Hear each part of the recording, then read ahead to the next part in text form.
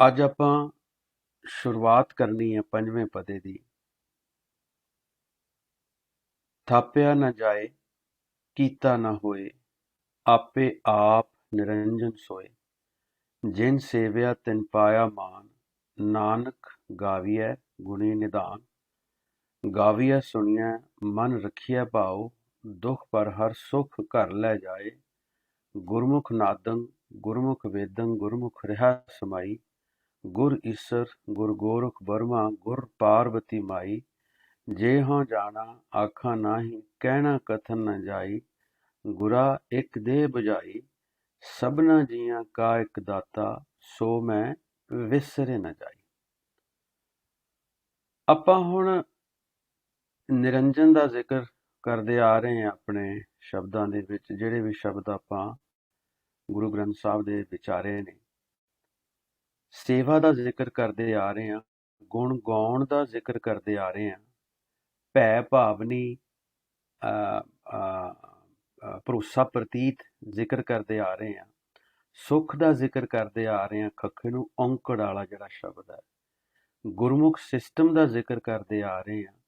ਗੁਰ ਦੇ ਰਾਰੇ ਨੂੰ ਜਿਹੜਾ ਔਂਕੜ ਲੱਗਿਆ, ਗੁਰ ਈਸਰ ਗੁਰ ਗੋਰਖ ਬਰਮਾ ਗੁਰ ਪਾਰਬਤੀ ਮਾਈ, ਇਹਦਾ ਜ਼ਿਕਰ ਕਰਦੇ ਆ ਰਹੇ ਹਾਂ। ਔਰ ਉਸ ਬੇਅੰਤ ਕਰਤਾਰ ਦੀਆਂ ਦਾਤਾਂ ਦਾ ਜ਼ਿਕਰ ਕਰਦੇ ਆ ਰਹੇ ਹਾਂ ਕਿ ਕਿਸ ਤਰ੍ਹਾਂ ਉਹ ਦਾਤ ਦਿੰਦਾ ਹੈ ਸਾਨੂੰ। ਇਹ ਸਾਰਾ ਜਿਹੜਾ ਪੰਜਵਾਂ ਪਦਾ ਹੈ, ਇਹ ਕਾਫੀ ਵੱਡਾ, ਕਾਫੀ ਡਿਟੇਲ ਦੇ ਵਿੱਚ ਹੈ ਇਹ ਪਦਾ। ਕੋਸ਼ਿਸ਼ ਕਰਨੀ ਆ ਅੱਜ ਇਹਨੂੰ ਆਪਾਂ ਪੂਰੀ ਆਖਰੀ ਲਾਈਨ ਤੱਕ ਇਹਦੀ ਵਿਚਾਰ ਜਿਹੜਾ ਗੁਰਾ ਇੱਕ ਦੇਹ ਬੁਝਾਈ, ਸਭਨਾ ਜੀਆਂ ਕਾ ਇੱਕ ਦਾਤਾ, ਸੋ ਮੈਂ ਵਿਸਰ ਨਾ ਜਾਈ, ਇੱਥੇ ਤੱਕ ਪਹੁੰਚਣ ਦੀ। ਸੋ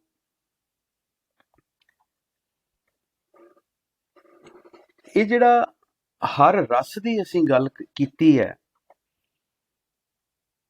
ਕਿ ਉਹ ਰਸ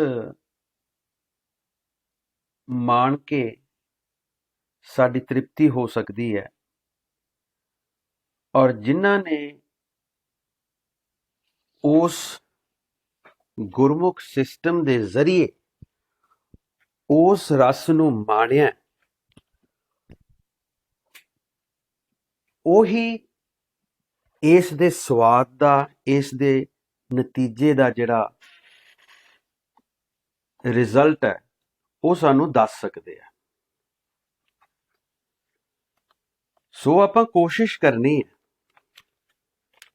ਅਜੇ ਅਸੀਂ ਉੱਥੇ ਤੱਕ ਪਹੁੰਚੇ ਨਹੀਂ ਆ, ਬਿਲਕੁਲ ਸਾਡੀ ਅਜੇ ਆਰੰਭਤਾ ਹੈ, ਐਵੇਂ ਕਹੀਏ ਅਜੇ ਬਿਲਕੁਲ ਸ਼ੁਰੂਆਤ ਹੈ। ਮਹਾਰਾਜ ਦਾ ਸ਼ਬਦ ਹੈ,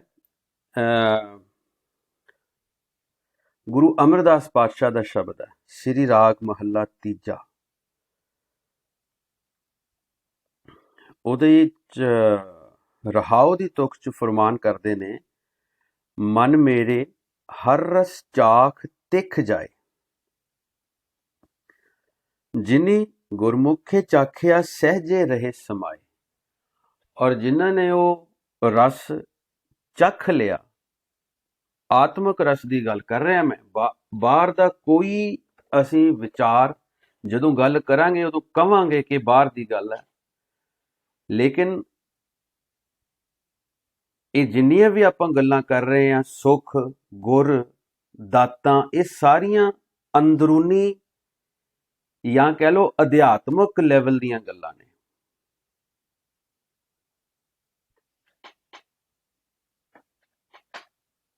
ਹੁਣ ਜਿਨ੍ਹਾਂ ਨੇ ਅਧਿਆਤਮ ਪੱਖ ਤੋਂ, ਅਧਿਆਤਮ ਦੇ ਵਿੱਚ ਜਿਹੜੇ ਰੁੱਝ ਗਏ ਸੱਜਣ, ਜਿਨ੍ਹਾਂ ਨੇ ਭਰੋਸਾ ਪ੍ਰਤੀਤ ਕਾਇਮ ਕਰ ਲਿਆ ਉਸ ਇੱਕ ਅਕਾਲ ਪੁਰਖ ਤੇ,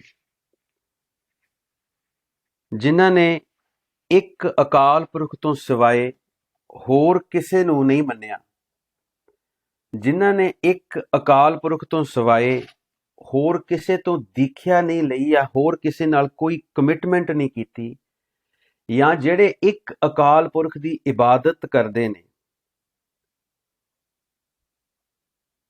ਉਹਨਾਂ ਨੂੰ ਕਿਹਾ ਹੈ ਜਿਨੀ ਗੁਰਮੁਖ ਚਾਖਿਆ। ਖੱਖੇ ਨੂੰ ਸਿਹਾਰੀ ਹੈ, ਜਿਨ੍ਹਾਂ ਨੇ उस गुरमुख सिस्टम दे विच आके उस रस दा आनंद माणिया। कहंदे सहजे रहे समाए। ये जिहड़ा सहजे रहे समाए है, ये उस करते पुरख दे ਸਰੂਪ ਦੇ ਵਿੱਚ ਸਮਾਉਣਾ ਹੈ।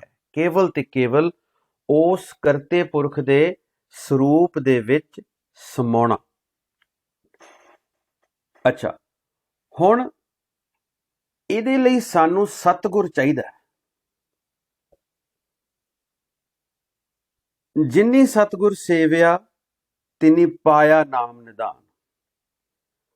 ਸਤਿਗੁਰ ਵੀ ਮਿਲ ਗਿਆ, ਲੇਕਿਨ ਫਿਰ ਸਤਿਗੁਰ ਦੀ ਸੇਵਾ ਨੂੰ ਸਮਝਣਾ ਪਊਗਾ। ਇਹ ਅਸੀਂ ਜ਼ਿਕਰ ਪੂਰਾ ਡਿਟੇਲ ਦੇ ਵਿੱਚ ਪਿੱਛੇ ਕਰ ਆਏ ਹਾਂ। ਸਤਿਗੁਰ ਦੀ ਸੇਵਾ ਕੀਤੀ ਤਿਨੀ ਪਾਇਆ ਨਾਮ ਨਿਧਾਨ। ਉਹ ਆਖਰੀ ਪਦਾਰਥ ਦੇ ਤੱਕ ਪਹੁੰਚਦੇ ਹੈ। ਅੰਤਰੇ ਹਰ ਰਸ ਰਵ ਰਹਿਆ ਚੁੱਕਾ ਮਨ ਅਭਿਮਾਨ। ਹਉਮੈ ਦੀ ਕੰਧ ਨੂੰ ਭੰਨ ਕੇ ਅੰਦਰੇ ਹੀ ਉਹਨਾਂ ਨੇ ਉਸ ਰਸ ਦਾ ਆਨੰਦ ਮਾਣਿਆ। ਕਹਿੰਦੇ ਹਿਰਦੇ ਕਮਲ ਪ੍ਰਗਾਸਿਆ ਲਾਗਾ ਸਹਿਜੇ ਧਿਆਨ। ਉਹਨਾਂ ਦੇ ਹਿਰਦੇ 'ਚ ਹੀ ਉਹ ਕੌਲ ਫੁੱਲ ਜਿਹੜਾ ਖਿੜ ਗਿਆ ਔਰ ਉਸ ਧੁਨੀ ਦੇ ਧਿਆਨ ਦੇ ਵਿੱਚ ਸਹਿਜੇ ਹੀ ਆਪਣੇ ਆਪ ਨੂੰ ਸਮੋ ਲਿਆ। ਉਹਦੇ ਬਾਅਦ ਮਨ ਨਿਰਮਲ, ਮਨ ਦੇ ਨੰਨੇ ਨੂੰ ਔਂਕੜ ਆ ਗਿਆ। ਹੁਣ ਇਹ ਉਹ ਮਨ ਹੈ ਜਿਸ ਨੇ ਆਪਣਾ ਸਰੂਪ ਪਛਾਣ ਲਿਆ। ਮਨ ਤੂੰ ਜੋਤ ਸਰੂਪ ਹੈ ਆਪਣਾ ਮੂਲ ਪਛਾਣ। ਇਹ ਬੜਾ ਤਕਰੀਬਨ 80% 90% ਲੋਕ ਜਦੋਂ ਮਿਲਦੇ ਨੇ ਕੁਐਸਚਨ ਜਾਂ ਇਹ ਤੁਕ ਦਾ ਹਵਾਲਾ ਦਿੰਦੇ ਨੇ। ਮਨ ਤੇ ਮਨ ਹੈ। ਮਨ ਤੇ ਇੱਕ ਥਾਂ ਗੁਰੂ ਅਰਜਨ ਪਾਤਸ਼ਾਹ ਕਹਿੰਦੇ ਆ ਕਿ ਮਨ ਖੁੱਟ ਹਰ ਤੇਰਾ ਨਹੀਂ ਵਿਸਾਸ ਤੂੰ ਮਹਾ ਉਦਮਦਾ ਖਰਕਾ ਪੈਂਖਰ ਤੋ ਛੁਟੈ ਜੋ ਉੱਪਰ ਲਾਦਾ। ਮਨ ਨੂੰ, ਮਨ ਦੀ ਤੁਲਨਾ ਜਿਹੜੀ ਆ ਉਹ ਖੋਤੇ ਦੇ ਨਾਲ ਕਰ ਦਿੱਤੀ ਹੈ ਕਿ ਇਹਨੂੰ ਲੱਦ ਕੇ ਰੱਖਣਾ ਪੈਣਾ ਹਮੇਸ਼ਾ, ਤਾਂ ਇਹਨੇ ਟਿਕਾ ਦੇ ਵਿੱਚ ਰਹਿਣਾ ਹੈ। ਲੱਦਣਾ ਕਾਹਦਾ? ਲੱਦਣਾ ਅਸੀਂ ਮਨ ਨੂੰ ਨਾਮ ਨਾਲ ਲੱਦਣਾ। ਜਿੱਦਾਂ ਖੋਤੇ ਨੂੰ ਮਿੱਟੀ ਦੇ ਭਾਰ ਨਾਲ ਲੱਦ ਕੇ ਉਹਦਾ ਪੈਂਖਰ ਖੋਲਿਆ ਜਾਂਦਾ, ਇਦਾਂ ਹੀ ਮਨ ਨੂੰ ਜਿਹੜਾ ਹੈ ਆਪਾਂ ਨਾਮ ਦੇ ਨਾਲ ਲੱਦ ਕੇ ਰੱਖਣਾ ਅੱਠੋ ਪਹਿਰ। ਮਨ ਨਿਰਮਲ, ਤਾਂ ਇਹ ਜਾ ਕੇ ਅਵਸਥਾ ਆਏਗੀ ਜਿਹੜਾ ਮਨ ਦੇ ਨੰਨੇ ਨੂੰ ਔਂਕੜ ਆਏਗਾ। ਉਹ ਮਨ ਜਿਹੜਾ ਹੈ, ਉਸ ਮਨ ਨੇ ਆਪਣਾ ਸਰੂਪ ਪਛਾਣ ਲਿਆ ਹੈ। ਕਿਸ ਤਰ੍ਹਾਂ? ਮਨ ਨਿਰਮਲ ਹਰ ਰਵ ਰਹਿਆ ਪਾਇਆ ਦਰਗਹ ਮਾਨ। ਜਿਹੜਾ ਪੰਜ ਪ੍ਰਵਾਨ ਹੋ ਗਿਆ ਉਹ ਹੈ ਜੋਤ ਸਰੂਪ ਮਨ। ਬਾਕੀ ਮਨ ਜਿਹੜਾ ਹੈ ਉਹ ਜਿਹੜਾ ਪਹਿਲਾ ਗੁਰੂ ਅਰਜਨ ਪਾਤਸ਼ਾਹ ਬਖਸ਼ਿਸ਼ ਕਰਦੇ ਆ ਗਿਆਨ, ਮਨ ਖੁੱਟ ਹਰ ਤੇਰਾ ਨਹੀਂ ਵਿਸਾਰ, ਇਹ ਅਜੇ ਉੱਥੇ ਤੱਕ ਹੀ ਹੈ। ਹੁਣ ਸਤਿਗੁਰ ਦੀ ਅਸੀਂ ਗੱਲ ਕਰ ਰਹੇ ਹਾਂ। ਜਿਨੀ ਸਤਿਗੁਰ ਸੇਵਿਆ ਤਿਨੀ ਪਾਇਆ ਨਾਮ ਨਿਧਾਨ। ਪਰ ਸਤਿਗੁਰ ਦੀ ਸੇਵਾ ਕਰਨ ਵਾਲੇ, ਗੁਰਮੁਖ ਸਿਸਟਮ ਦੇ ਨਾਲ ਉਹਦੀ ਸ਼ਰਨ 'ਚ ਜਾਣ ਵਾਲੇ ਬਹੁਤ ਬਹੁਤ ਬਹੁਤ ਹੀ ਵਿਰਲੇ ਨੇ ਇਸ ਸੰਸਾਰ ਤੇ। ਕਿਉਂਕਿ ਇਹਦੇ ਲਈ ਪੰਜਾਂ ਨੂੰ ਮਾਰਨਾ ਪੈਣਾ ਜਿਹੜੇ ਸਾਰੀ ਜ਼ਿੰਦਗੀ ਸਾਡੇ ਤੇ ਹਾਵੀ ਰਹਿੰਦੇ ਆ। ਜਦੋਂ ਉਹ ਖਤਮ ਹੋ ਜਾਣਗੇ, ਨਾਮ ਦਾ ਪ੍ਰਕਾਸ਼ ਹੋਏਗਾ ਅੰਦਰ, ਨਾਮ ਰਸ ਵਿੱਚ ਉਹ ਅਭਿਆਸੀ ਸੱਜਣ ਹੋਰ ਗਨੂੰਦ ਹੋਣਗੇ, ਫਿਰ ਉਹਨਾਂ ਦੇ ਅੰਦਰ ਸੁੱਖ ਦੀ ਅਵਸਥਾ ਆਏਗੀ।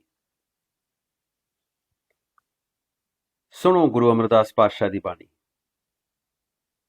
ਜਿਨੀ ਸਤਿਗੁਰ ਸੇਵਿਆ ਤਿਨੀ ਪਾਇਆ ਨਾਮ ਨਿਧਾਨ। ਅੰਤਰੇ ਹਰ ਰਸ ਰਵ ਰਹਿਆ ਚੂਕਾ ਮਨ ਅਭਿਮਾਨ। ਹਿਰਦੈ ਕਮਲ ਪ੍ਰਗਾਸਿਆ ਲਾਗਾ ਸਹਿਜ ਧਿਆਨ। ਮਨ ਨਿਰਮਲ ਹਰ ਰਵ ਰਹਿਆ ਪਾਇਆ ਦਰਗਹ ਮਾਨ। ਅੱਗੇ ਸੁਣੋ। ਸਤਿਗੁਰ ਸੇਵਨ ਆਪਣਾ ਤੇ ਵਿਰਲੇ ਸੰਸਾਰ। ਹਉਮੈ ਮਮਤਾ ਮਾਰ ਕੇ ਹਰ ਰਾਖਿਆ ਉਰ ਧਾਰ। ਹੋਂ ਤਿਨ ਕੈ ਬਲ ਹਾਰਨੇ ਜਿਨ੍ਹਾਂ ਨਾਮੇ ਲੱਗਾ ਪਿਆਰ। ਸੇਈ ਸੁਖੀਏ ਚੌਂ ਜੁਗੀ ਜਿਨ੍ਹਾਂ ਨਾਮ ਅਖੁੱਟ ਅਪਾਰ। ਨਾਮ ਤੋਂ ਬਿਨਾਂ ਗੱਲ ਨਹੀਂ ਬਣੇਗੀ। ਆਪਾਂ ਆਉਣੇ ਆ ਇਹਦੇ ਹੱਲ, ਥਾਪਿਆ ਨਾ ਜਾਏ ਕੀਤਾ ਨਾ ਹੋਏ। ਅੱਛਾ, ਹੁਣ ਹੋਰ ਐਗਜ਼ਾਮਪਲ ਸਾਡੇ ਕੋਲ ਨੇ ਗੁਰੂ ਰਾਮਦਾਸ ਪਾਤਸ਼ਾਹ ਦੀਆਂ। ਸਤਿਗੁਰ ਦਾਤਾ ਹਰ ਨਾਮ ਕਾ ਪ੍ਰਭ ਆਪ ਮਿਲਾਵੈ ਸੋਏ,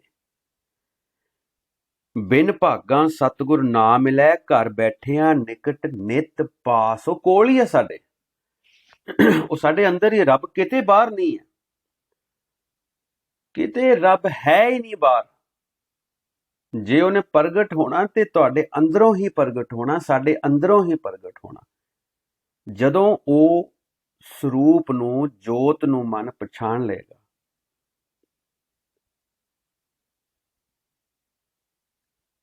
ਗੱਲ ਸਿਰਫ ਇੱਕ ਸਿਸਟਮ ਦੇ ਅਧੀਨ, ਇੱਕ ਪ੍ਰਣਾਲੀ ਦੇ ਅਧੀਨ ਆਉਣ ਦੀ ਹੈ, ਔਰ ਇਸ ਗਿਆਨ ਨੂੰ ਸਮਝਣ ਦੀ ਹੈ। ਇਸ ਗਿਆਨ ਨੂੰ ਸਮਝਣ ਦੇ ਬਾਅਦ ਅਸੀਂ ਇਹਦੇ ਤੇ ਅਮਲ ਕਰਨਾ, ਨਾਮ ਅਭਿਆਸ ਕਰਨਾ, ਕਿਉਂਕਿ ਹਰ ਸ਼ਬਦ ਸਾਨੂੰ ਨਾਮ ਜਪਣ ਦੀ, ਨਾਮ ਜਪਣ ਦਾ ਹੋਕਾ ਦੇ ਰਿਹਾ ਹਰ ਸ਼ਬਦ। ਆਓ ਹੁਣ ਆਪਾਂ ਆਪਣੇ ਇਸ ਪਦੇ ਵੱਲ ਆਉਨੇ ਆ। ਥਾਪਿਆ ਨਾ ਜਾਏ ਕੀਤਾ ਨਾ ਹੋਏ। ਬੜੀ ਅਸੀਂ ਹੁਣ ਟੂ ਦੀ ਪੁਆਇੰਟ ਗੱਲ ਕਰਨੀ ਹੈ। ਮੈਂ ਪਹਿਲਾਂ ਵੀ ਦੱਸਿਆ ਸੀ ਕਿ ਬਾਣੀ ਨੂੰ ਬਾਣੀ ਦੇ ਨਾਲ ਹੀ ਖੋਲ੍ਹਣਾ ਹੈ। ਥਾਪਣਾ ਕੀ ਹੈ? ਸਨਾਤਨ ਦੇ ਵਿੱਚ ਪ੍ਰਚਲਿਤ ਸੀ ਕਿ ਅੱਜ ਫਲਾਣੇ ਮੰਦਰ ਵਿੱਚ ਭਗਵਾਨ ਦੀ ਮੂਰਤੀ ਸਥਾਪਿਤ ਹੋਣੀ ਹੈ, ਥਾਪਣੀ ਹੈ। ਬਸ ਇੰਨਾ ਹੀ ਸਮਝ ਲਿਓ। ਇਹ ਹਿਸਟਰੀ ਸਾਰਿਆਂ ਨੂੰ ਪਤਾ, ਆਪਾਂ ਬਹੁਤਾ ਇਹਦੇ ਵਿੱਚ ਨਹੀਂ ਜਾਣਾ। ਆਪਾਂ ਕੇਵਲ ਸਾਨੂੰ ਗੱਲ ਕਰਨੀ ਪੈਂਦੀ ਹੈ, ਐਗਜ਼ਾਮਪਲ ਸਾਨੂੰ ਲੈਣੀ ਪੈਂਦੀ ਹੈ, ਬਿਕੋਜ਼ ਇਹ ਜਿਹੜਾ ਵੀ ਗਿਆਨ ਹੈ ਇਹ ਉਸ ਸਿਚੁਏਸ਼ਨ 'ਚ ਆਇਆ ਜਦੋਂ ਇਹ ਗੱਲਾਂ ਵਰਤਦੀਆਂ ਸੀ, ਜਦੋਂ ਕਰਮਕਾਂਡ ਹੋ ਰਹੇ ਸੀ। ਕਰਮਕਾਂਡਾਂ ਦੇ ਉੱਤੇ ਕਟਾਕਸ਼ ਮਾਰੀ ਗੁਰੂ ਸਾਹਿਬ ਨੇ। ਜਿਹੜਾ ਅੰਦਰ ਸਾਡੇ ਕਾਮ, ਕ੍ਰੋਧ, ਲੋਭ, ਮੋਹ, ਹੰਕਾਰ ਦੀ ਅੱਗ ਭਖ ਰਹੀ ਹੈ, ਉਹਦੇ ਉੱਤੇ ਚੋਟ ਮਾਰੀ ਗੁਰੂ ਸਾਹਿਬ ਨੇ। ਉਹ ਸਾਡੇ ਕੋਲ ਸ਼ਬਦ ਆਏ, ਗਿਆਨ ਆਇਆ। ਇਸੇ ਤਰ੍ਹਾਂ ਉਸ ਪ੍ਰਣਾਲੀ ਨੂੰ ਮੁੱਖ ਰੱਖਦਿਆਂ ਇਹ ਗਿਆਨ ਸਾਡੇ ਕੋਲ ਆਇਆ। ਥਾਪਿਆ ਨਾ ਜਾਏ ਕੀਤਾ ਨਾ ਹੋਏ। ਇਹ ਅਕਾਲ ਪੁਰਖ ਬਾਰੇ ਗੱਲ ਹੈ, ਪ੍ਰਭੂ ਬਾਰੇ ਗੱਲ ਹੈ, ਸਤਿਗੁਰ ਬਾਰੇ ਗੱਲ ਹੈ। ਉਹ ਮੂਰਤੀ ਸਰੂਪ ਨਹੀਂ ਹੋ ਸਕਦਾ, ਕਿਉਂਕਿ ਬ੍ਰਹਮ, ਪ੍ਰਭੂ, ਅਕਾਲ ਪੁਰਖ ਸਹਿ ਭੰਗ ਹੈ। ਉਹ ਕਿਸੇ ਦੀ ਕਿਰਤ ਹੈ ਹੀ ਨਹੀਂ, ਸਹਿ ਭੰਗ।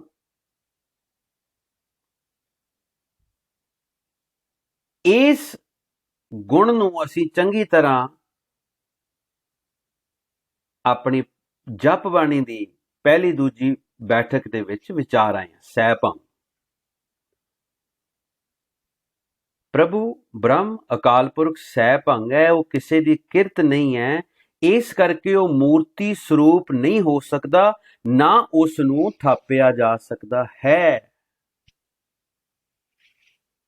ਆਪੇ ਆਪ ਨਿਰੰਜਨ ਸੋਏ। ਉਹ ਆਪਣੇ ਆਪ ਵਿੱਚ ਹੀ ਹੈ, ਸਹਿ ਭੰਗ ਹੈ। ਉਹ ਮਾਇਆ ਤੋਂ ਪਰੇ ਹੈ ਤੇ ਉਹ ਨਿਰਭਉ ਹੈ, ਭੌਂਦਾ ਨਹੀਂ, ਮਾਇਆ 'ਚ ਨਹੀਂ ਆਉਂਦਾ, ਮਾਇਆ ਦੇ ਗੇੜਿਆਂ 'ਚ ਨਹੀਂ ਫਸਦਾ। ਆਪੇ ਆਪ ਨਿਰੰਜਨ ਸੋਏ। ਬੜਾ ਇਹਨੂੰ ਸਿੰਪਲੀ ਲੇਮੈਨ ਤਰੀਕੇ ਦੇ ਨਾਲ ਸਮਝਣ ਦੀ ਕੋਸ਼ਿਸ਼ ਕਰਨੀ ਹੈ। ਜੇਕਰ ਆਪਾਂ ਬਾਣੀ ਸੁਣ ਕੇ, ਗਿਆਨ ਲੈ ਕੇ ਸਾਡੀ ਅਧਿਆਤਮ ਦੀ ਤਰੱਕੀ ਹੋ ਰਹੀ ਹੈ, ਹਰੇਕ ਆਪਣਾ ਐਨਾਲਿਸਿਸ ਕਰ ਸਕਦਾ, ਔਰ ਹਰੇਕ ਨੂੰ ਇਸ ਦੀ ਖਬਰ ਹੋਏਗੀ, ਮਿਲੇਗੀ, ਪਤਾ ਲੱਗੇਗਾ ਕਿ ਅਸੀਂ ਅਧਿਆਤਮ ਦੇ ਉੱਤੇ ਕਿੰਨਾ ਕੁ ਤੁਰੇ ਹਾਂ, ਕਿੰਨਾ ਕੁ ਅਸੀਂ ਨਾਮ ਅਭਿਆਸ ਕੀਤਾ ਹੈ ਔਰ ਕਿੰਨੀ ਸਾਡੇ ਵਿੱਚ ਤਬਦੀਲੀ ਆਈ ਹੈ, ਕਿੰਨਾ ਅਸੀਂ ਬਾਣੀ ਤੇ ਅਮਲ ਕੀਤਾ। ਆਪੇ ਆਪ ਨਿਰੰਜਨ ਸੋਏ,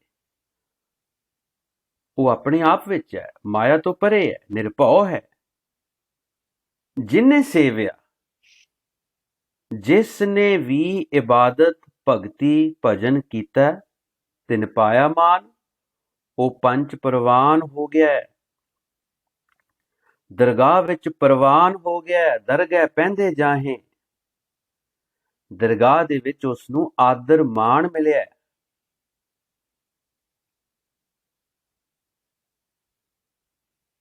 ਸੇ ਦਰਗਹਿ ਪਹਿੰਦੇ ਜਾਹੇ, ਜਿਨੀ ਹਰ ਜਪ ਲਿਆ, ਜਿਨ੍ਹਾਂ ਨੇ ਨਾਮ ਜਪ ਜਪ ਕੇ ਸੰਚਿਆ, ਉਹਨੂੰ ਜੋੜਿਆ ਜ਼ਿੰਦਗੀ ਦੇ ਵਿੱਚ, ਉਹਨੂੰ ਖੇਊ ਖਰਾਬ ਨਹੀਂ ਕੀਤਾ। ਇਹ ਨਾਮ ਜਿਹੜਾ ਧਨ ਹੈ, ਜਿਵੇਂ ਧਨ ਦੀ ਆਪਾਂ ਸੰਭਾਲ ਕਰਦੇ ਹਾਂ, ਜੋੜਦੇ ਹਾਂ, ਨਾਮ ਧਨ ਨੂੰ ਵੀ ਜੋੜਨਾ ਪੈਂਦਾ। ਨਾਮ ਦੇ ਨਾਲ ਗਿਆਨ ਬਹੁਤ ਜ਼ਰੂਰੀ ਹੈ। ਗੁਰਬਾਣੀ ਸ਼ਬਦ ਓਤ-ਪੋਤ ਨੇ। ਨਾਮ ਸਦਾ ਅੱਠੋ ਪੈਰ, ਬੜੀ ਦੂਰ ਦੀ ਗੱਲ ਹੈ, ਬਹੁਤ ਦੂਰ ਦੀ ਅਵਸਥਾ ਹੈ। ਪਰ ਜਦੋਂ ਨਾਮ ਜਪਣੋਂ ਮਨ ਹਟੇ, ਇਸ ਆਪਣੇ ਮਨ ਨੂੰ ਗੁਰਬਾਣੀ ਨਾਲ ਜੋੜੋ, ਗਿਆਨ ਨਾਲ ਜੋੜੋ, ਉਹਨੂੰ ਸਮਝਣ ਦੀ ਕੋਸ਼ਿਸ਼ ਕਰੋ। ਜਿਨੇ ਸੇਵਿਆ, ਜਿਨੇ ਵੀ ਇਬਾਦਤ ਭਗਤੀ ਭਜਨ ਕੀਤਾ ਹੈ, ਉਹਨੇ ਵਡਿਆਈ ਪਾ ਲਈ ਹੈ, ਉਹਨੇ ਮਾਣ ਪਾ ਲਿਆ, ਉਹ ਪੰਜ ਪ੍ਰਵਾਨ ਹੋ ਗਿਆ। ਦਰਗਾਹ ਦੇ ਵਿੱਚ ਉਸ ਨੂੰ ਇੱਜ਼ਤ ਮਿਲੀ ਹੈ। ਇਹ ਗੱਲਾਂ ਸਾਰੀਆਂ ਯਾਦ ਰੱਖਣੀਆਂ ਨੇ। ਅੱਗੇ ਆਏਗਾ ਗੁਰਬਾਣੀ 'ਚ ਇਹੀ ਗੱਲਾਂ, ਲੱਖ ਲੱਖ ਗੇੜਾ ਆਖੀ ਹੈ, ਏਕ ਨਾਮ ਜਗਦੀਸ਼, ਏਤ ਰਾਹੇ ਪਤ। ਇੱਜ਼ਤ ਇਸੇ ਰਾਹ ਤੇ ਤੁਰਿਆਂ ਹੀ ਇੱਜ਼ਤ ਹੋਣੀ ਹੈ। ਪਵੜੀਆਂ ਚੜ੍ਹੀਏ ਇਸੇ ਰਾਹ ਤੇ ਤੁਰਿਆਂ ਹੀ, ਜਿਉਂ-ਜਿਉਂ ਰਾਮ ਕਹੇ ਜਨ ਉੱਚੇ, ਅਵਸਥਾ ਬਣਨੀ ਹੈ, ਅਧਿਆਤਮ ਦੀ ਉਚਾਈ ਨੂੰ ਪਹੁੰਚ ਕਰਨੀ ਹੈ।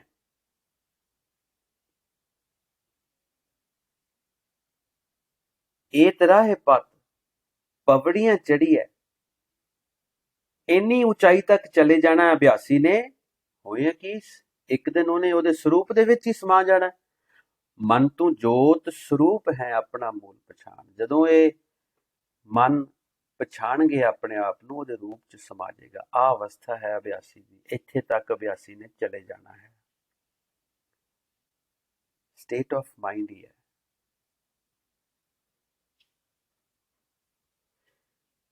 ਹਾਂਜੀ, ਹੁਣ ਅੱਗੇ ਥੋੜਾ ਜਿਹਾ ਰਿਜ਼ਲਟ ਦੇਣ ਲੱਗੇ ਆ, ਤਾਂ ਇੱਥੇ ਨਾਨਕ ਦੀ ਛਾਪ ਆਈ ਹੈ।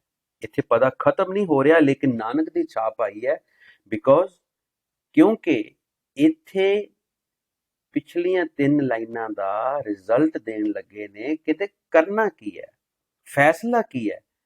ਨਾਨਕ ਜੋਤ ਕਹਿ ਰਹੀ ਹੈ, ਕੇਵਲ ਤੇ ਕੇਵਲ ਸਰਬ ਕਲਾ ਭਰਪੂਰ ਪ੍ਰਭੂ ਅਕਾਲ ਪੁਰਖ ਬ੍ਰਹਮ ਦੇ ਨਾਮ ਦੇ ਦਾਤੇ ਦੀ ਇਬਾਦਤ ਕਰਨੀ ਹੈ। ਨਾਨਕ ਗਾਵੀਐ ਗੁਣੀ ਨਿਧਾਨ। ਨਾਨਕ ਜੋਤ ਕਹਿੰਦੀ ਹੈ, ਕੇਵਲ ਤੇ ਕੇਵਲ ਸਰਬ ਕਲਾ ਸਮਰੱਥ ਨਾਮ ਦੇ ਦਾਤੇ ਦੀ, ਅਕਾਲ ਪੁਰਖ ਦੇ ਨਾਮ ਦੀ ਇਬਾਦਤ ਭਗਤੀ ਭਜਨ ਕਰਨਾ ਹੈ, ਉਹਦੇ ਗੁਣ ਗਾਉਣੇ ਨੇ। ਫੈਸਲਾ ਦਿੱਤਾ। ਅੱਛਾ, ਹੁਣ ਉਹਦਾ ਤਰੀਕਾ ਕੀ ਹੈ, ਉਹਦਾ ਪ੍ਰੋਸੀਜਰ ਕੀ ਹੈ। ਅੱਗੇ ਚੱਲੀਏ। ਕਹਿੰਦੇ ਗਾਵੀਐ ਸੁਣੀਐ ਮਨ ਰੱਖੀਐ ਭਾਉ। ਗਾਵੀਐ, ਗਾਉਣ ਦਾ, ਗੁਣ ਗਾਉਣ ਦਾ ਮਤਲਬ ਜਿਹੜਾ ਹੁੰਦਾ ਹੈ, ਜਾਂ ਗਾਉਣ ਦਾ ਮਤਲਬ ਜਿਹੜਾ ਅਧਿਆਤਮ ਦੇ ਉੱਤੇ ਹੈ, ਉਹ ਹੈ ਥੋੜੇ ਜਿਹੇ ਉੱਚੀ ਧੁਨ ਦੇ ਨਾਲ ਨਾਮ ਅਭਿਆਸ ਕਰਨਾ। ਗੁਰੂ ਗੁਰੂ ਗੁਰੂ, ਤਾਂ ਕਿ ਸਾਡੇ ਕੰਨਾਂ ਨੂੰ ਸੁਣੇ, ਸਾਡਾ ਮਨ ਉਹਨੂੰ ਸੁਣੇ ਔਰ ਉਹਦੇ 'ਚ ਧਿਆਨ ਲੱਗੇ। गाविए सुनिए मन रखिए भाओ। नाम जपना और नाम जप के ही ध्यान लगना है, क्योंकि जदों असीं उस धुन नूं सुनी जावांगे लगातार ध्यान दे नाल,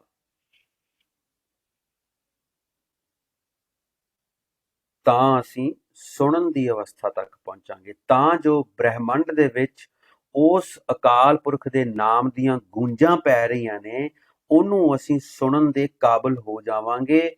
ਔਰ ਕਾਬਲੀਅਤ ਇੱਥੋਂ ਤੱਕ ਆਏਗੀ ਕਿ ਜੋ ਬੋਲਤ ਹੈ ਮ੍ਰਿਗ ਮੀਨ ਪੰਖੇਰੂ ਬਿਨ ਹਰ ਜਾਪਤ ਹੈ ਨਹੀਂ ਹੋਰ। ਚਿੜੀ ਵੀ ਬੋਲੂਗੀ, ਕੁੱਤਾ ਵੀ ਭੌਂਕੂਗਾ, ਕੁਛ ਵੀ ਜਾਨਵਰ ਬਾਹਰ ਗਾਂ ਵੀ ਰੰਭੂਗੀ, ਤੇ ਉਹਦੇ ਚੋਂ ਨਾਮ ਦੇ ਆਵਾਜ਼ੇ ਆਉਣਗੇ, ਸ਼ਬਦ ਦੇ ਆਵਾਜ਼ੇ ਆਉਣਗੇ।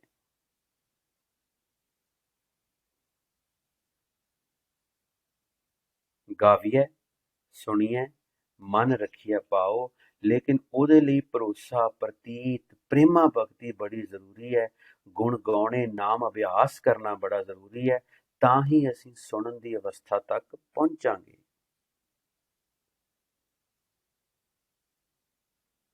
ਹੁਣ ਦੁੱਖ ਪਰ ਹਰ, ਦੁੱਖ ਦੇ ਖੱਖੇ ਨੂੰ ਔਂਕੜ ਹੈ।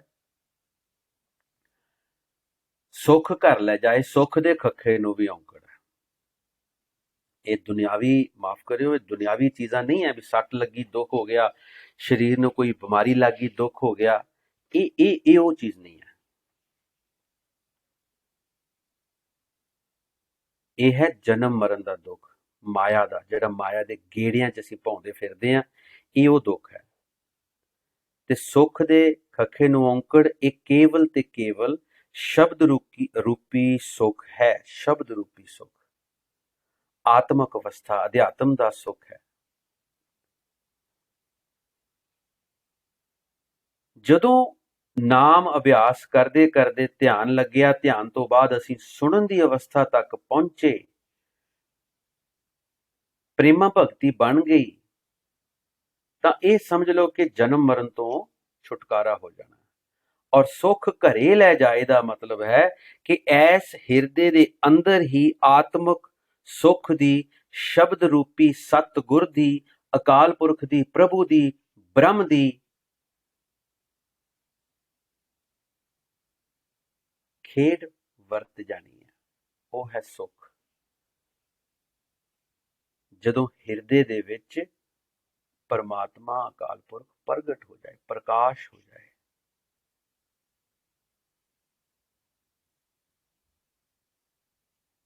ਇਹ ਹੋਏਗਾ ਉਦੋਂ ਜਦੋਂ ਜਨਮ ਮਰਨ ਦਾ ਦੁੱਖ ਦੂਰ ਹੋਏਗਾ ਤੇ ਅੰਦਰ ਸ਼ਬਦ ਰੂਪੀ ਸੁੱਖ ਦੀ ਪ੍ਰਾਪਤੀ ਹੋਵੇਗੀ, ਇਸੇ ਘਰ ਦੇ ਵਿੱਚ।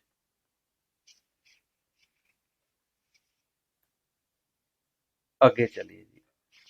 ਗੁਰਮੁਖੇ ਨਾਦੰ ਗੁਰਮੁਖੇ ਵੇਦੰ ਗੁਰਮੁਖੇ ਰਹਿਆ ਸਮਾਈ। ਹੁਣ ਇਹ ਗੁਰਮੁਖ ਖੱਖੇ ਨੂੰ ਸਿਹਾਰੀ ਲਫ਼ਜ਼ ਹੈ।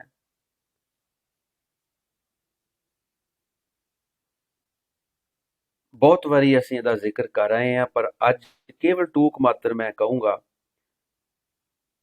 ਗੁਰਮੁਖ ਪ੍ਰਣਾਲੀ ਹੈ ਕੀ ਹੈ? ਇੱਕ ਰੱਬ ਨੂੰ ਮੰਨਣਾ, ਇੱਕ ਰੱਬ ਦੇ ਵਿੱਚ ਪ੍ਰਤੀਤ ਭਰੋਸਾ, ਇੱਕ ਰੱਬ ਕੋਲੋਂ ਦੀਖਿਆ ਲੈਣੀ, ਤੇ ਇੱਕ ਅਕਾਲ ਪੁਰਖ ਪ੍ਰਭੂ ਦੀ, ਬ੍ਰਹਮ ਦੀ ਇਬਾਦਤ ਕਰਨੀ, ਭਜਨ ਕਰਨਾ। ਆਹ 4 ਸਟੈਪ ਨੇ। ਇੱਕ ਅਕਾਲ ਪੁਰਖ ਨੂੰ ਮੰਨਣਾ, ਇੱਕ ਅਕਾਲ ਪੁਰਖ ਦੇ ਵਿੱਚ ਭਰੋਸਾ, ਇੱਕ ਅਕਾਲ ਪੁਰਖ ਦੁਆਰਾ ਦੀਖਿਤ ਹੋਣਾ, ਔਰ ਇੱਕ ਅਕਾਲ ਪੁਰਖ ਦੀ ਭਜਨ ਬੰਦਗੀ ਕਰਨੀ। ਹੁਣ ਗੁਰਮੁਖੇ ਨਾਦੰ, ਇਹ ਵਰਤਾਰਾ ਤਾਂ ਹੋਏਗਾ ਜੇ ਅਸੀਂ ਗੁਰਮੁਖ ਸਿਸਟਮ ਨੂੰ ਅਡਾਪਟ ਕਰਦੇ ਹਾਂ, ਉਹਨੂੰ ਅਸੀਂ ਉਹਦੇ ਉੱਤੇ ਅਮਲ ਕਰਦੇ ਹਾਂ, ਤਾਂ ਇਹ ਅਧਿਆਤਮ ਦੀ ਅਵਸਥਾ ਆਏਗੀ। ਇਹ ਸਿਸਟਮ ਅਡਾਪਟ ਕਰਨ ਦੇ ਬਾਅਦ ਇਹ ਜਿਹੜੇ 4 ਸਟੈਪ ਨੇ, ਪਹਿਲਾਂ ਇਹ ਅੰਦਰ ਆਪਣੇ ਖੜੇ ਕਰਨੇ ਪੈਣਗੇ। ਫਿਰ ਇਸੇ ਗੁਰਮੁਖ ਸਿਸਟਮ ਦੇ ਕਰਕੇ ਹੀ, ਇਸੇ ਗੁਰਮੁਖ ਸਿਸਟਮ ਦੀ ਬਦੌਲਤ ਹੀ ਅਨਹਦ ਸ਼ਬਦ ਦਾ ਸੁਣਨਾ, ਨਾਦੰ, ਨਾਦ ਦਾ ਵੱਜਣਾ ਅਧਿਆਤਮ ਦੀ ਅਵਸਥਾ ਹੈ।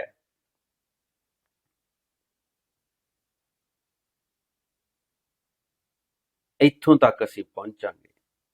ਅਨਹਦ ਸ਼ਬਦ ਦਾ ਸੁਣਨਾ ਆਰੰਭ ਹੋਏਗਾ। ਗੁਰਮੁਖੇ ਵੇਦੰ, ਗੁਰਮੁਖ ਸਿਸਟਮ ਦੇ ਵਿੱਚ ਆ ਕੇ ਹੀ ਵੇਦੰ ਮੈਨੇ ਗਿਆਨ, ਗਿਆਨ ਪਦਾਰਥ ਮਿਲੇਗਾ। ਜਨਮ ਪਦਾਰਥ, ਗਿਆਨ ਪਦਾਰਥ, ਗੁਰਮੁਖੇ ਰਹਾ ਸਮਾਈ। ਤੇ ਉਸ ਪ੍ਰਭੂ ਦੀ ਸਰਬ ਵਿਆਪਕਤਾ ਦਾ ਅਹਿਸਾਸ ਹੋਏਗਾ ਕਿ ਉਹ ਹਰ ਥਾਂ ਤੇ ਵਿਆਪਕ ਹੈ, ਹਰ ਥਾਂ ਤੇ ਮੌਜੂਦ ਹੈ।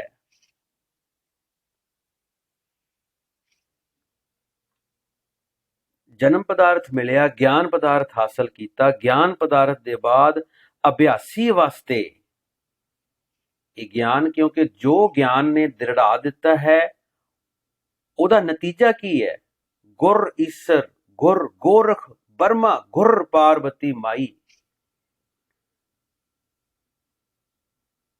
ਗਿਆਨ ਪਦਾਰਥ ਦੇ ਬਾਅਦ ਅਭਿਆਸੀ ਲਈ ਸਤਿਗੁਰੂ ਹੀ ਈਸ਼ਰ ਹੈ, ਸਤਿਗੁਰ ਹੀ ਈਸ਼ਰ ਹੈ, ਸਤਿਗੁਰ ਹੀ ਗੋਰਖ, ਗੋਰਖ ਵਿਸ਼ਨੂੰ ਨੂੰ ਕਹਿੰਦੇ ਆ। ਸਤਿਗੁਰ ਹੀ ਬ੍ਰਹਮਾ ਹੈ, ਸਤਿਗੁਰ ਹੀ ਲక్ష్ਮੀ ਹੈ। ਲక్ష్ਮੀ ਦੀ ਪੂਜਾ ਬੜੀ ਫੇਮਸ ਹੈ ਸਨਾਤਨ ਦੇ ਵਿੱਚ। ਬੜੇ ਲੋਕ ਲక్ష్ਮੀ ਕਹਿੰਦੇ ਬੂਹੇ ਖੋਲ ਕੇ ਰੱਖਦੇ ਆ। ਪਤਾ ਨਹੀਂ ਕਿਹੜਾ ਦਿਨ ਆਉਂਦਾ, ਮੈਨੂੰ ਇੰਨਾ ਪਤਾ ਨਹੀਂ, ਮੈਂ ਹੁਣ ਧਿਆਨ ਨਹੀਂ ਰੱਖਦਾ ਇਹਨਾਂ ਚੀਜ਼ਾਂ ਦਾ। ਇੱਕ ਰਾਤ ਐਸੀ ਆਉਂਦੀ ਆ, ਬੂਹੇ ਬਾਰੀਆਂ ਸਭ ਖੋਲ ਕੇ ਰੱਖਦੇ ਆ ਵੀ ਮਾਇਆ ਹੀ ਮਾਇਆ ਅੰਦਰ ਆ ਜਾਣੀ ਹੈ। ਦੇਖੋ, ਇੱਕ ਪਾਸੇ ਅਧਿਆਤਮ ਔਰ ਦੂਜੇ ਪਾਸੇ ਇਹ ਵਰਤਾਰਾ ਨਹੀਂ ਖਤਮ ਹੋ ਰਿਹਾ ਮਾਇਆ ਦਾ। ਇਹ ਚੀਜ਼ ਵਰਤੇਗੀ ਜਦੋਂ ਗਿਆਨ ਪਦਾਰਥ ਹਾਸਲ ਹੋ ਜਾਏਗਾ। ਉਸ ਦੇ ਬਾਅਦ ਅਭਿਆਸੀ ਵਾਸਤੇ ਸਤਿਗੁਰ ਹੀ ਈਸ਼ਵਰ ਹੈ, ਸਤਿਗੁਰ ਹੀ ਗੋਰਖ ਹੈ, ਵਿਸ਼ਨੂੰ ਹੈ, ਸਤਿਗੁਰ ਹੀ ਬ੍ਰਹਮਾ ਹੈ, ਸਤਿਗੁਰ ਹੀ ਲక్ష్ਮੀ ਹੈ। ਸੋ ਰਿਜ਼ਲਟ ਕੀ ਇਹਦਾ? ਗੁਰੂ ਬਖਸ਼ਿਸ਼ ਦਾ ਸਦਕਾ, ਗਿਆਨ ਦਾ ਸਦਕਾ, ਨਾਮ ਅਭਿਆਸ ਦਾ ਸਦਕਾ ਹੋਇਆ ਕੀ? ਇਹ ਲਿਖਿਆ ਕਿਉਂ ਹੈ? ਇੱਕ ਲਾਈਨ ਦੇ ਵਿੱਚ ਮੈਂ ਗੱਲ ਕਹਿ ਕੇ ਅੱਗੇ ਚੱਲੂੰਗਾ ਕਿ ਦੇਵੀ ਦੇਵਤਿਆਂ ਦੀ ਮੁਥਾਜੀ ਖਤਮ ਹੋ ਗਈ। ਸਤਿਗੁਰ ਮੇਰਾ ਸਦਾ ਸਦਾ, ਨਾ ਆਵੇ ਨਾ ਜਾਏ, ਤੇ ਉਹਦੀ ਥਾਪਣਾ ਦਾ ਸਵਾਲ ਹੀ ਖਤਮ ਹੋ ਗਿਆ। ਦੇਖੋ ਕਿਆ ਸਿਸਟਮ ਦੇ ਵਿੱਚ ਗਿਆਨ ਆਇਆ।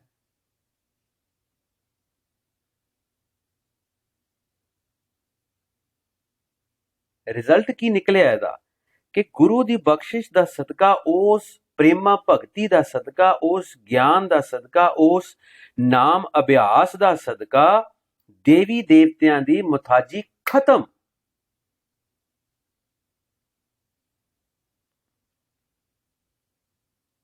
ਈਸ਼ਰ ਵੀ ਮੇਰੇ ਵਾਸਤੇ ਗੁਰ ਸ਼ਬਦ ਸਤਿਗੁਰ ਹੈ, ਗੋਰਖ ਵਿਸ਼ਨੂੰ ਵੀ ਮੇਰੇ ਵਾਸਤੇ ਸ਼ਬਦ ਗੁਰ ਵਾਹਿਗੁਰੂ ਵਾਹਿਗੁਰੂ ਵਾਹਿਗੁਰੂ ਹੈ, ਬ੍ਰਹਮਾ ਵੀ ਮੇਰੇ ਵਾਸਤੇ ਉਹੀ ਸ਼ਬਦ ਹੈ ਸਤਿਗੁਰ, ਔਰ ਲక్ష్ਮੀ ਵੀ ਮੇਰੇ ਵਾਸਤੇ ਉਹ ਸਤਿਗੁਰ ਸ਼ਬਦ ਹੈ। ਇੱਥੇ ਪਾਰਬਤੀ ਮਾਈ ਜਿਹੜਾ ਹੈ ਉਹ ਲక్ష్ਮੀ ਵਾਸਤੇ ਆਇਆ ਹੈ।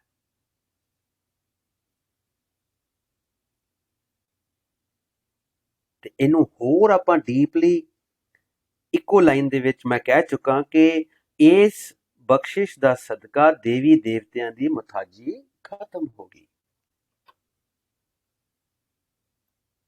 ਅੱਗੇ ਚੱਲੀਏ। ਜੇ ਹੋ ਜਾਣਾ ਆਖਾਂ ਨਹੀਂ, ਕਹਿਣਾ ਕਥਨ ਨਾ ਜਾਈ।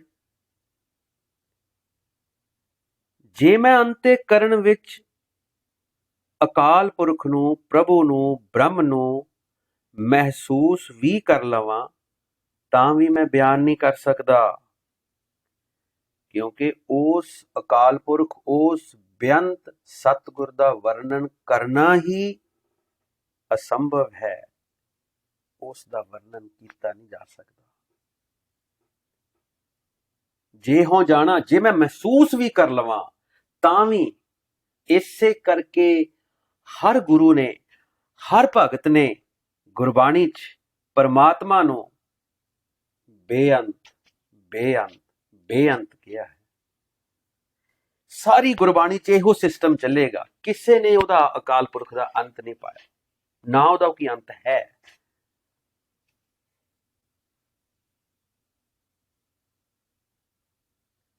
गुरा एक दे बुझाई।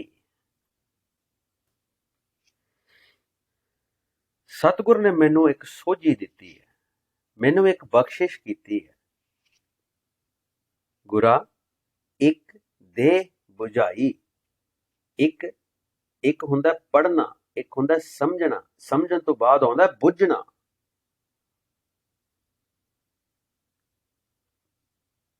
एक गुरु ने ही बख्शिश करके गल बुझा दिती है। सबना जियां का एक दाता सो मैं विसरे न जाई। उस गुरमुख प्रणाली दे अनुकूल अठों पैर उस दे सतगुर दे ब्रह्म दे प्रभु दे नाम दे विच रुझे रहिए। ओही दातां देण वाला है, ओही सब कुछ है। सबना जियां का एक दाता सो मैं विसरे न जाई। मैनू ओ अकाल पुरख ओ परमात्मा विसरे ना। अठों पैर मेरा मन जिहड़ा है उस दे नाम दे विच रुझा रहे। That is all.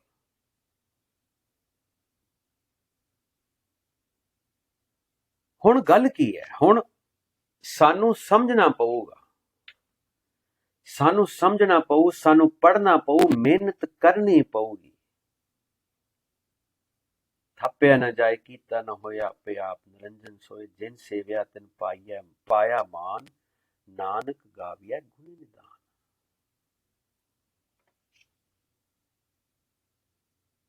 समझना पऊ। सारी जिंदगी साडी किते हनेरे च ना लंघ जाए, असीं किते उस अध्यात्म दे प्रकाश तो वांझे ना रह जाइए। इस करके ये गुरबाणी साडे कोल है। इस करके गुरु साहिबाना ने मेहनत कर करके, गुरु साहिबान ने मेहनत कर करके सानू ये ज्ञान की बख्शिश की है।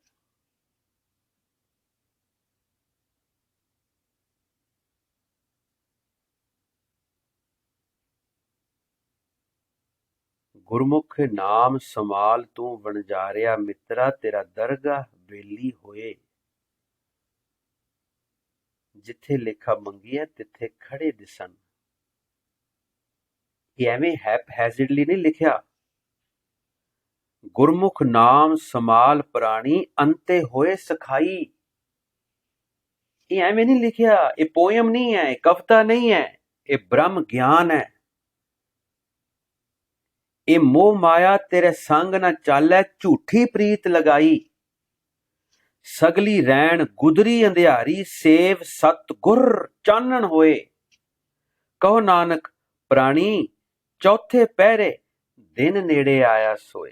वो किन्ना पड़ा सी उम्र दा लंघा लिया, किन्ना रह गया किसी नूं की पता। इस करके जे पहला नहीं कीता ते अज ही लगीए, अज ही जुटीए नाम जपण दे विच, इन्ना जरूरी है। इस तो बिना छुटकारा नहीं है। इस तो बिना कोई अध्यात्म की अवस्था नहीं बनेगी, ना बनी है ना बन सकती है।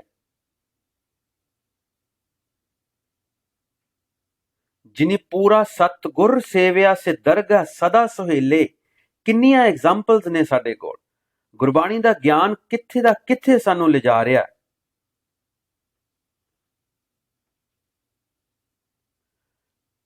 ਇੱਕ ਹੋਰ ਵੱਡੀ ਗੱਲ, ਇੱਕ ਸ਼ਲੋਕ ਹੈ ਗੁਰੂ ਅਮਰਦਾਸ ਪਾਤਸ਼ਾਹ ਦਾ, ਕਹਿੰਦੇ ਗੁਰ ਸਭਾ ਏਵ ਨਾ ਪਾਈਐ, ਨਾ ਨੇੜੈ ਨਾ ਦੂਰ।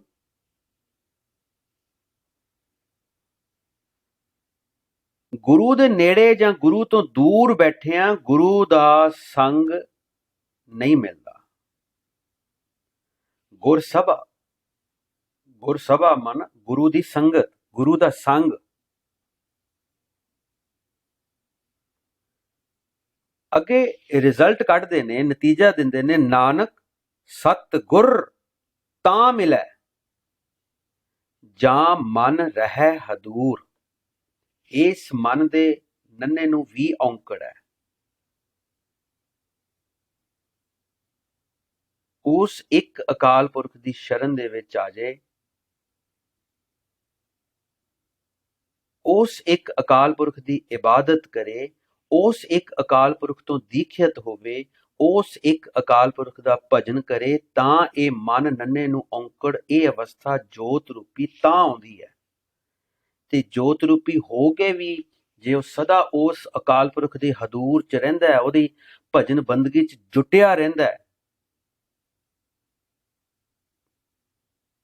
ਤਾਂ ਕਿਤੇ ਜਾ ਕੇ ਉਸ ਅਕਾਲ ਪੁਰਖ ਦੀ ਪ੍ਰੈਜ਼ੈਂਸ ਦਾ, ਹੋਂਦ ਦਾ ਐਸ ਸਰੀਰ ਦੇ ਅੰਦਰ ਹੀ ਪਤਾ ਲੱਗਦਾ ਹੈ। ਗੁਰਸਭਾ ਏਵ ਨਾ ਪਾਈਐ, ਨਾ ਨੇੜੇ ਨਾ ਦੂਰ। ਨਾਨਕ ਸਤਿਗੁਰ ਤਾਂ ਮਿਲੈ, ਜਾਂ ਮਨ ਰਹਿ ਹਦੂਰ।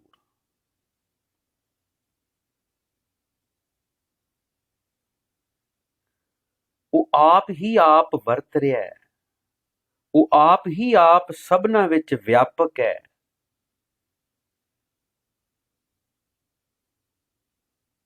ਸੱਤਾਂ ਦੀਪਾਂ ਦੇ ਵਿੱਚ, ਸਮੁੰਦਰਾਂ ਦੇ ਵਿੱਚ, 9 ਖੰਡਾਂ ਦੇ ਵਿੱਚ, 4 ਵੇਦਾਂ ਦੇ ਵਿੱਚ, 18 ਪੁਰਾਣ ਜੋ ਵੀ ਹੈ, ਸਪਤ ਦੀਪ, ਸਪਤ ਸਾਗਰਾ, ਨਵ ਖੰਡ, 4 ਵੇਦ, 10 ਅਸ਼ਟ ਪੁਰਾਣਾ, ਹਰ ਸਭਨਾਂ ਵਿੱਚ ਤੂੰ ਵਰਤਦਾ, ਹਰ ਸਭਨਾ ਭਾਣਾ। ਸਭ ਤੁਝੇ ਧਿਆਵੇ ਜੀ ਜੰਤ, ਹਰ ਸਾਰੰਗ ਪਾਣਾ। ਜੋ ਗੁਰਮੁਖ ਹਰ ਅਰਾਧ ਦੇ, ਤਿਨਹੋਂ ਕੁਰਬਾਣਾ। ਤੂੰ ਆਪੇ ਆਪ ਵਰਤਦਾ, ਕਰ ਚੋਜ ਵਡਾਣਾ।